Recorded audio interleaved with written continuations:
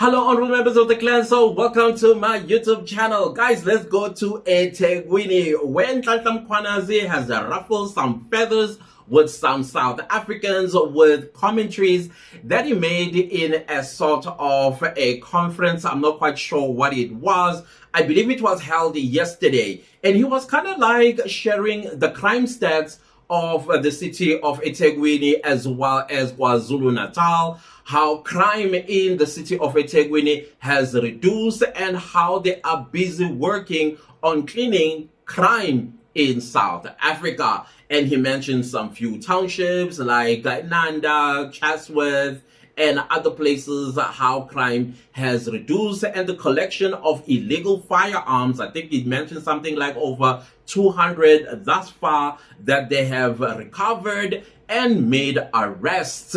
Now, there are two aspects that I want to talk about that is getting some people worked out. The first one, he talked about unions being a cause, or at least contributing cause, to the increased crime in South Africa because of their demand for increased salaries. The second aspect, in my opinion, he was talking about abandonment. He did not mention it explicitly that it's abandonment, but he was giving an example about a boy child growing up in a family that is polygamous, or where the Zulu culture of Ungena, where, for example, I'm married to a woman and then unfortunately I pass on, and then my brother then engage this woman, and that basically he takes over as the husband from me because I'm no longer, and therefore he engage her,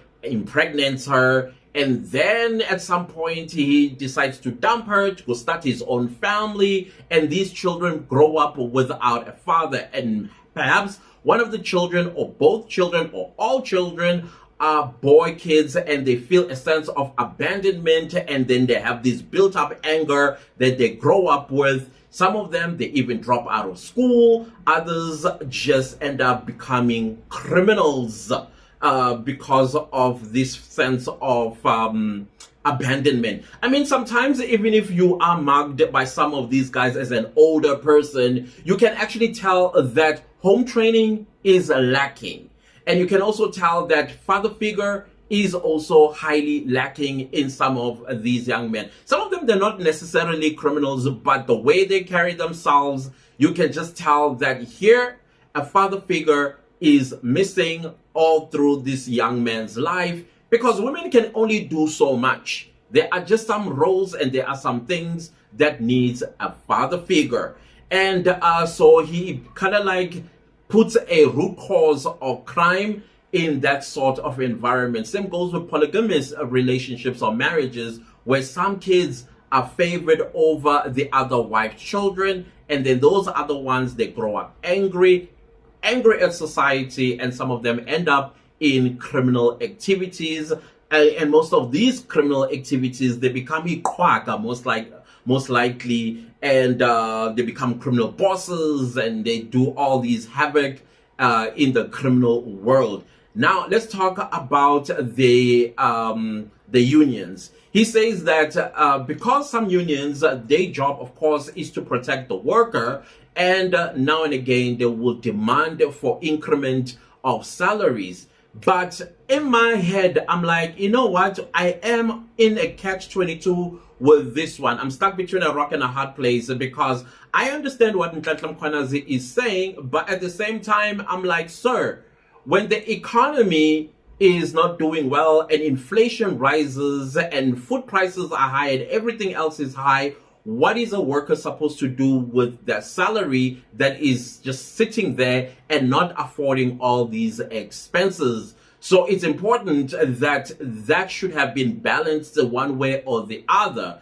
And then again, it always boils down to me, to the government, and their lack of economic vision for the people of South Africa, for South Africa itself, considering as well that South Africa just got slapped with a 30% tariff by the Trump administration on the 1st of August, if I remember correctly, and the highest on the African continent, by the way. And now they are busy negotiating with the Trump administration because 30,000 jobs are at stake.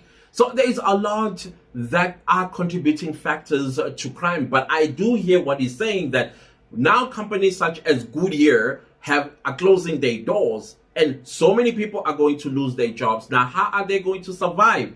Only way to survive is getting themselves involved in crime, organized crime, contact crimes, probably even cyber crimes and things of that nature, which makes their job as the police force even harder. So I don't think that was I don't know. Like I said, I'm in a catch-22 with this one, because at the end of the day, the workers still need to be protected by the inflation, by the fall or the stagnation of the economy. But at the same time, and I'm thinking, yeah, I mean, if a company can no longer afford workers, of course they are going to retrench. And yes, this is going to put these people in a very dire situation and desperation, where they may end up committing crimes just to put food on the table. Is it an excuse? No, it's a bad excuse, because there are so many things that you can do while you are unemployed. Right now, the digital space is giving off literally a way to get out of being broke or get out of poverty. You can create a YouTube channel and talk about things that people are interested in, monetize the channel, and then earn. I mean, if you make $500 a month, that is a lot of money that you can still put food on the table. But of course, your living expenses will have to be within what you are earning. You can become an Instagrammer. I mean, many guys and many women are using Instagram to do all sorts of things, and brands are approaching them and they're paying them serious money. So in the digital space, there is no excuse why you would be broke or why you would actually commit a crime when you actually holding something that you've been holding for the long time, a talent of some sort. Utilize it by setting up a camera and then entertain or inform the world. It could be your experiences with your job. You can talk about being retrenched, how it feels like. You can talk about the labor environment and things of that nature. People like relatable content, something that they can say, yeah, I also went through it. Anyways, that is what I wanted to say in this video regarding Nhlanhla Mkhwanazi's utterances. I'm not quite sure where you are in the spectrum of this debate. Do you understand Nhlanhla Mkhwanazi, or are you saying he is wrong? I would like to hear from you, but there are quite interesting insights that he has given, especially when it comes to the boy child and why GBV as well. It is so prevalent in our society because of angry, abandoned boys. Yes, GBV goes both ways, but the highest perpetrators of it are males. And most of these males, he thinks they're very angry. In my own opinion, from what I am reading of what he is saying in this particular talk that he had with some people, I'm not quite sure what that was. But it's good news to hear that the city of eThekwini crime has reduced, even though Feroz Kochalia, when he took over as Minister of Police, he was like, this shoot-to stuff, it is against the law. But here are the results of that. In KZN to 19,000. But the population is growing. And we are going down more. Thanks to who? The unions. Labor people who said, we want salaries for our employees.